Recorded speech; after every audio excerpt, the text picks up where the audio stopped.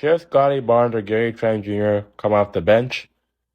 I don't think so, but I think it should be very much well to balance basically a scoring unit between the starters and basically the bench. So basically, this will be very good because Nick Nurse is always showing here for tonight's game.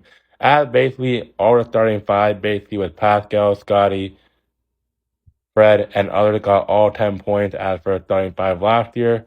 But if you can add someone like maybe a Preston or Chris Boucher, it can provide basically a starting lineup to basically mesh and to have a new lineup out there.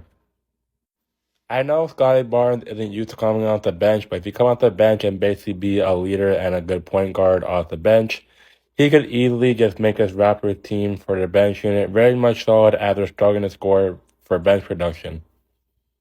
For Gary Trent Jr., I know he started the season a little bit slumpy and a little bit off to not his great self, but if either one of these two comes off the bench, it could basically help the Raptors a ton in balancing the scoring between their bench and even the stars of the Raptors basically have some bench scoring problems to fix.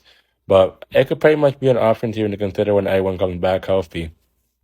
If you see the plus minus here, Gary Trent Jr. is actually at a negative 32 plus minus when Chris Boucher is at a plus 29. So could you even consider bringing someone like a Chris Boucher or even someone else off the bench? I'm really much hard to see. And even Scottie Barnes is at a plus 69 right now. So I don't know. For Gary Trent Jr., he pretty much slumped a bit, but having him off the bench could pretty much bring back to where he was before.